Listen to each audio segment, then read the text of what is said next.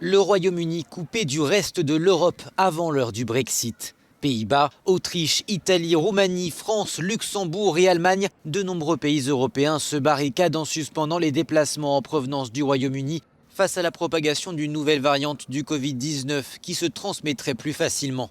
Plusieurs centaines de milliers d'Italiens vivent au Royaume-Uni. Dimanche soir, ces passagers sont rentrés avec le dernier vol autorisé. Je ne m'inquiète pas trop. Pour moi, c'est normal. Évidemment, ce n'est pas idéal avant les fêtes, mais je comprends pourquoi les autorités doivent prendre ces mesures. On ne sait même pas ce qui s'est passé, explique cette passagère qui vient de Londres. J'ai pris l'avion, j'ai passé le test, je me suis donc senti protégé, et c'est quand nous sommes arrivés ici que nous avons entendu parler de la suspension des vols. En France, la décision est mise en place à compter de dimanche minuit pour 48 heures, le temps de se coordonner au niveau européen et de réfléchir à un dispositif de test obligatoire pour les ressortissants français présents au Royaume-Uni qui souhaitent rentrer pour Noël.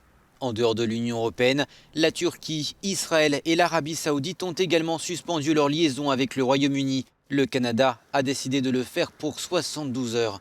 Au Royaume-Uni, un confinement a été mis en place à Londres et dans le sud-est de l'Angleterre à compter de dimanche minuit pour tenter de lutter contre la propagation de cette nouvelle souche.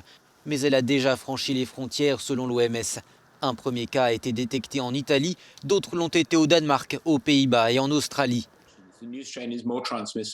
La nouvelle souche est plus transmissible, mais bonne nouvelle, elle ne semble pas pour l'instant provoquer une aggravation de la maladie, ce qui est important. Et à ce stade, les vaccins développés devraient être encore efficaces.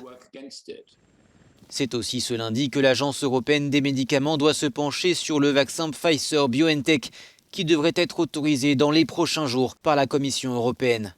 L'espoir que ces longues files d'attente devant les supermarchés avant un confinement ne soient en 2021 qu'un mauvais souvenir.